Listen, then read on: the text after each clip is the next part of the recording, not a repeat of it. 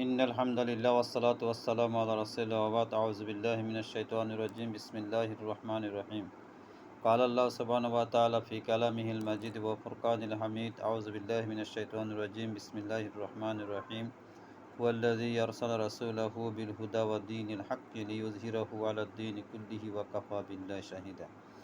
সুপ্রিয় দর্শক শ্রোতা, দেশে প্রবাসী অবস্থানরত ভাই ও বন্ধুগণ, আসসালামু আলাইকুম ওয়া রাহমাতুল্লাহি তাআলা ওয়া বারাকাতুহু। আমাদের মাঝে আগমন করেছেন পবিত্র মাহে রবিউল আউয়াল মাস। এ মাসে বিশ্বের ধরাধামে আগমন করেছেন সর্বকালের সর্বশ্রেষ্ঠ মহামানব সাইয়েদনা মুহাম্মদ রাসূলুল্লাহ সাল্লাল্লাহু আলাইহি ওয়াসাল্লাম। অতএব তার আগমন এবং প্রস্থানকে কেন্দ্র করেই আমাদের অনেক করণীয় রয়েছে। সেই নিরিখে আজকে পবিত্র মাহে রবিউল আউয়াল মাসের প্রথম দিকেই 2 তারিখ প্রথম জুমাবার আমি মহানবী মুহাম্মদ রাসূলুল্লাহ সাল্লাল্লাহু আলাইহি ওয়াসাল্লামের আগমন উপলক্ষে আল্লাহ সুবহানাহু ওয়া তাআলা আখিরি কালামুল্লাহ হাকিম থেকে কয়েকটি কথা বলার আশাবাদ ব্যক্ত করছি। ওয়া মা তৌফিক ইল্লা বিল্লাহ। আল্লাহ সুবহানাহু ওয়া তাআলা কালামে হাকিমে সূরা আল ফাতহের 28 নং আয়াতের মধ্যে বলেছেন, ওয়াল্লাযী আরসালা রাসূলাহু বিল হুদা ওয়া দীনিল হক।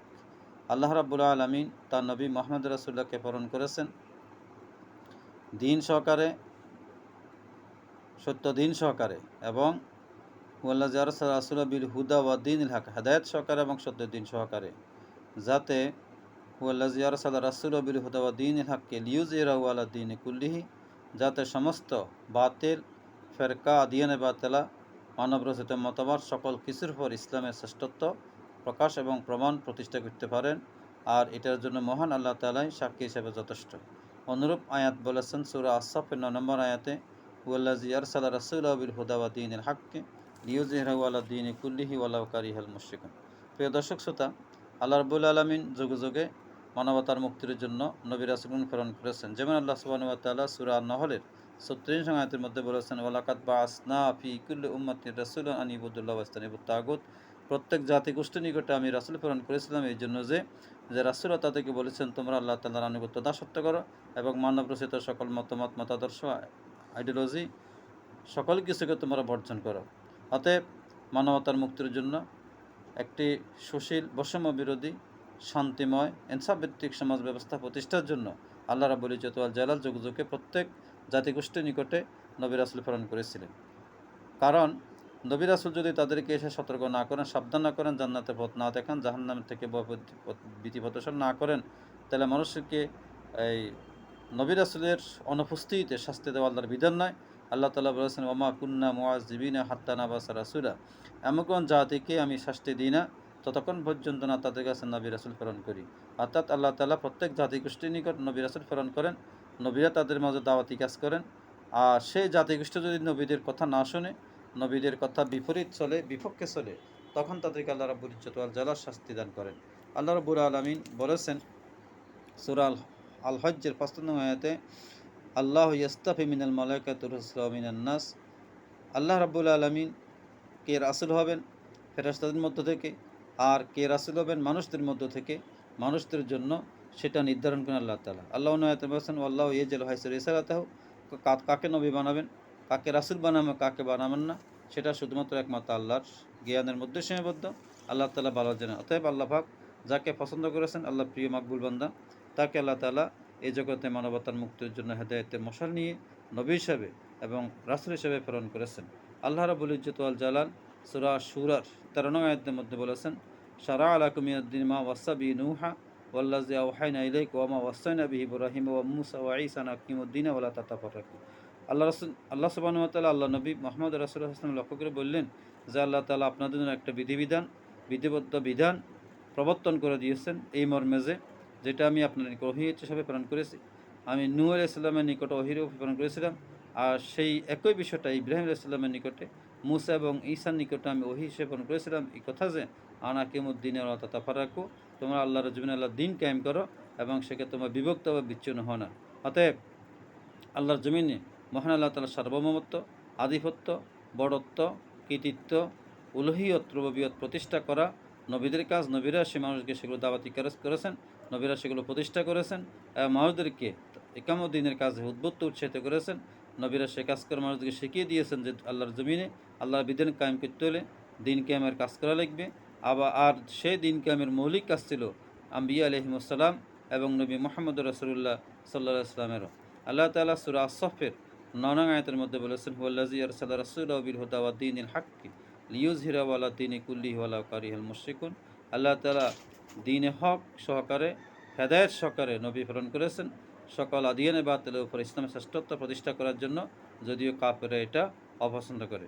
আল্লাহ সুবহানাহু ওয়া তাআলা আখির নবী মুহাম্মদ রাসূলুল্লাহ সাল্লাল্লাহু আলাইহি ওয়াসাল্লামের আগমন সম্পর্কে পূর্বকার নবীগণ সুসংবাদ দিয়ে গিয়েছিলেন।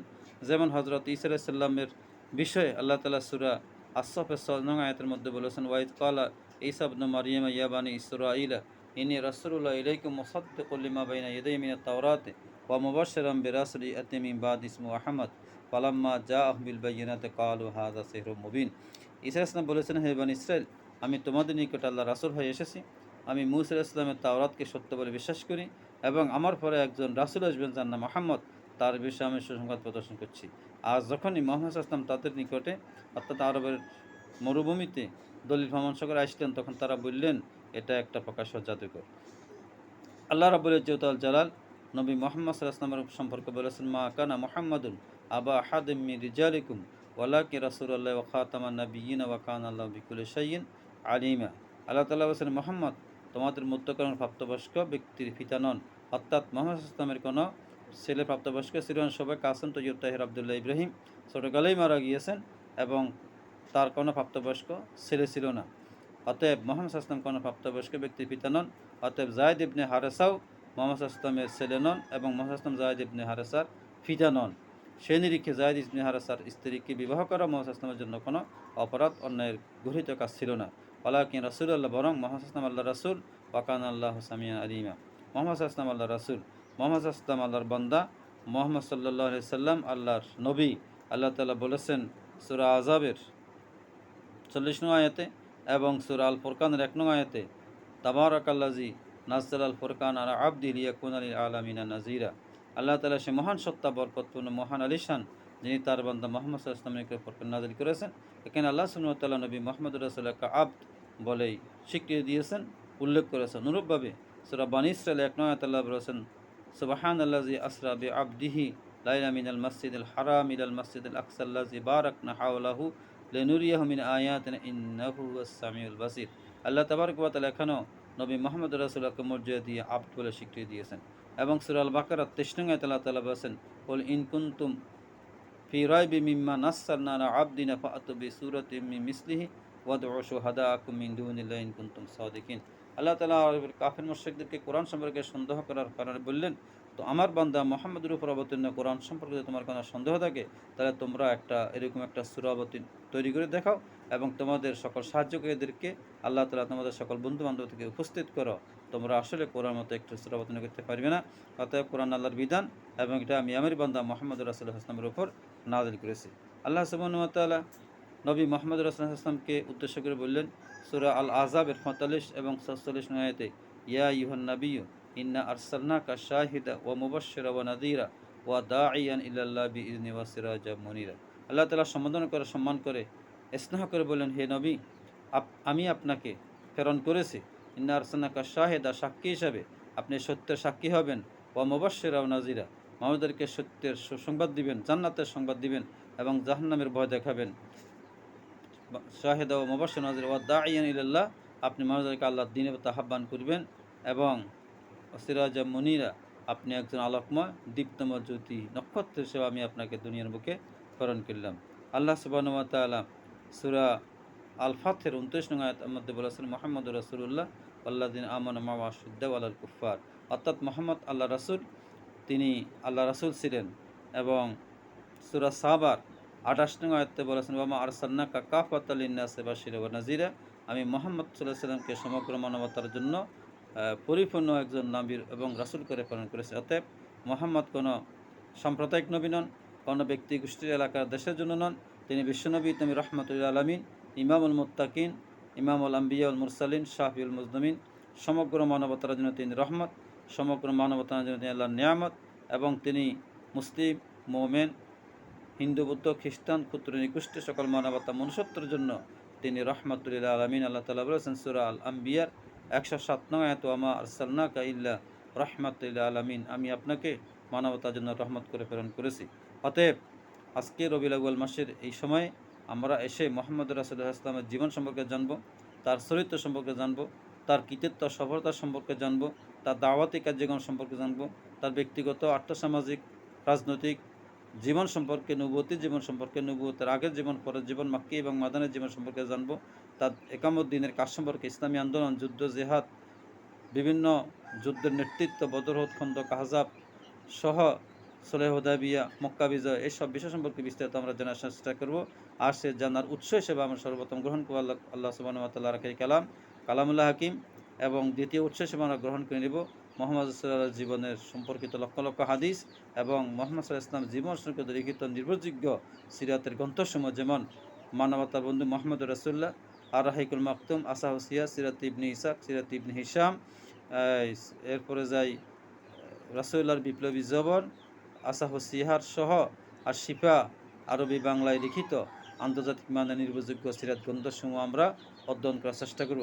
আজকে তরুণ যুবক ভাইদেরকে আমি আহ্বান করব, এই সিরাতের মাসে, রাসূলের আগমন প্রস্থানের মাহে রবিউল আউয়াল মাসে আমরা অন্য কাজে কম সময় ব্যয় করে, বেশি সময় ব্যয় করে মুহাম্মদ রাসূলের জীবন সম্পর্কে আল্লাহর কোরআন সমূহের আয়াতসমূহ খুঁজে খুঁজে বের করে, প্রাসঙ্গিক আয়াতসমূহ বের করে খোঁজ নিয়ে আল্লাহ নবী সাল্লাল্লাহু আলাইহি ওয়াসাল্লামের জীবন সম্পর্কে আমরা জানি, হাদিসের অধ্যায়সমূহ আমরা অধ্যয়ন করি, এবং কমপক্ষে এক দুইটা নির্ভরযোগ্য সিরাত গ্রন্থ আমরা আল্লাহ নবী মুহাম্মদ সাল্লাল্লাহু আলাইহি ওয়াসাল্লামের জীবন সম্পর্কে অধ্যয়ন করার চেষ্টা করি।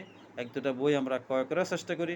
মুহাম্মদ রাসূলের জীবনের আলোকে আমরা আমাদের জীবনকে গড়ে নেওয়ার চেষ্টা করি। মুহাম্মদ রাসূলুল্লাহ সাল্লাল্লাহু আইয়ামে জাহেলিয়া যুগে আগমন করেছিলেন, যে সময় একটা বৈষম্য বিরোধী সমাজ বিরাজ করছিল, মানবতা মনুষ্যত্ব বুলন্টিত হয়েছিল, মানুষের ইজ্জত সম্মান কিছু ছিল না, মানুষের অধিকার ছিল না, উঁচু নিচু সেখানে পরিবেশ বিরাজ করছিল, যে সময়ের মধ্যে মানুষ নিজের সন্তানকে জীবন্ত কবর দিত, নিজের আত্মীয় গানাকে বিবাহ করত, মাদের কোনো অধিকার ছিল না, মেয়েদের কোনো অধিকার ছিল না, শিশু কিশোরের অধিকার ছিল না, যে সময় মানুষ ব্যাপকভাবে সুদের চর্চা করত, সুদের ব্যবসা করত, এবং পারিবারিক আনুষ্ঠানিকভাবে তারা সেখানে মদপান করত, মানুষ বিভিন্ন রকম আকাশ সীমা বরাবর সমপরিমাণ অন্যায় অপরাধের সাথে জড়িত ছিল, সে সময় আল্লাহ নবী মুহাম্মদ রাসূলুল্লাহ সাল্লাল্লাহু আলাইহি ওয়াসাল্লামকে মানবতার মুক্তির জন্য মহাকালে মহাশ্রেষ্ঠ মানুষ হিসাবে মানুষের মুক্তির জন্য হেদায়েতের বাণী নিয়ে আল্লাহ সুবহানাহু ওয়া তাআলা মক্কার মরুভূমিতে প্রেরণ করেছিলেন। অতএব আজকের আমাদের সমাজে যে বৈষম্য বিরোধী আবহাওয়া বিরাজ করছে, মানুষের জুলুম, শোষণ, নির্যাতন, লুণ্ঠন, হানাহানি, কাড়াকাড়ি, মারামারি, জেনা, অবিচার, ব্যভিচার, স্বৈরাচার, যে বিভিন্ন রকম অপরাধ জগতের সাথে মানুষ জড়িত, সুদ ঘুষ মদ জুয়ার সাথে বিভিন্ন রকম অনলাইন অফলাইনের অপরাধ জগতের সাথে মানুষ জড়িত, সামাজিক অবক্ষয়, নারীদের সীমাহীন বেপরোয়া চলাফেরা, তরুণ যুবক অনলাইন পর্নোগ্রাফিতে জড়িত, এবং বিশাল একটা অংশ মানুষ চুরি ডাকাতি খুনগাবির সাথে জড়িত, গুপ্ত হত্যার সাথে জড়িত, গুমের সাথে জড়িত, খুনের সাথে জড়িত, এবং বিভিন্ন রকম সুবিধাভোগী ব্যক্তিবর্গ, বিভিন্ন মানবতা মনুষ্যত্ব রক্তচোষা হয়ে আত্মপ্রকাশ করছে। এইসব থেকে ফিরিয়ে আসার জন্য, একটা সোনালী সমাজ প্রতিষ্ঠা করার জন্য, বৈষম্যহীন একটি সমাজ প্রতিষ্ঠা করার জন্য আল্লাহ সুবহানাহু ওয়া তাআলার প্রেরিত আখির নবী মুহাম্মদ রাসূলুল্লাহ সাল্লাল্লাহু আলাইহি ওয়াসাল্লামের জীবনকে অনুসরণ করার কোনো বিকল্প নাই। আল্লাহ নবী মুহাম্মদ রাসূলুল্লাহ সাল্লাল্লাহু আলাইহি ওয়াসাল্লাম মক্কা থেকে মদিনায় হিজরত করে অল্প সময়ের মধ্যে একটি সোনালী সমাজ প্রতিষ্ঠা করেছিলেন। আজকেও আমাদের এই সোনার বাংলাদেশে যদি মুহাম্মদ রাসূলুল্লাহর সুন্নাহকে অনুসরণ করা হয়, মুহাম্মদ সাল্লাল্লাহু আলাইহি ওয়াসাল্লামের রাষ্ট্র পরিচালনার নীতিকে অনুসরণ করা হয়, আলিম ওলামা, পীর মাশায়েখ, হক্কানি বুজুর্গ ওলামা কেরামদেরকে যদি গুরুত্ব দিয়ে আল কোরআনকে সংবিধান মেনে, সুন্নাহকে আইনের উৎস মেনে যদি আমরা একটি আদর্শিক কল্যাণমূলক রাষ্ট্র প্রতিষ্ঠা করতে পারি, একামতের দিন কাজ এখানে ব্যাপক করতে পারি, দাওয়াতের কাজকে ব্যাপক করতে পারি, এদেশের মূলধারার ইসলামী মূল্যবোধের সংগঠনগুলোকে আরও ব্যাপকভাবে আমরা জায়গা করে দিতে পারি, ইসলামী মূল্যবোধে বিশ্বাসী ইসলামিক রাহবারগুলোকে আমরা অধিক পরিমাণে সম্মান মর্যাদা দিয়ে এদেশের শাসন ক্ষমতা আরও বেশি করে প্রতিষ্ঠা করে এদেশের আকাশের নিচের জমিনের উপরে আল্লাহর দ্বীন কায়েম হয়, কোরআনের বিধান প্রতিষ্ঠিত হয়, সুন্নাহ প্রতিষ্ঠিত হয়, মুহাম্মদ ইসলামের আদর্শগুলো প্রতিষ্ঠিত হয়, তাহলে এদেশে মানুষ শান্তিভাবে নিরাপদে ঘুমাতে পারবে।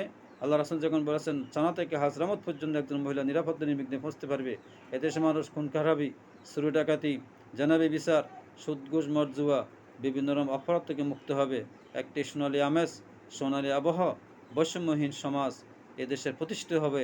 আল্লাহ সুবহানাহু ওয়া তাআলা আমাদেরকে মুহাম্মদ রাসূলের আগমনকে কেন্দ্র করে এই মাসে বেশি পরিমাণে আল্লাহ রাসূলের জীবনকে অধ্যয়ন করার তৌফিক দান করুন এবং মুহাম্মদ সাল্লাল্লাহু আলাইহি ওয়াসাল্লামের সুন্নাহকে, আদর্শকে অনুসরণ করে এই দেশকে একটি সোনালী সমাজে, একামত দ্বীনের, ইসলামী সমাজের, ইসলামী মূল্যবোধের সমাজে এগিয়ে নেওয়ার আল্লাহ সুবহানাহু ওয়া তাআলা আমাদেরকে তৌফিক দান করুন।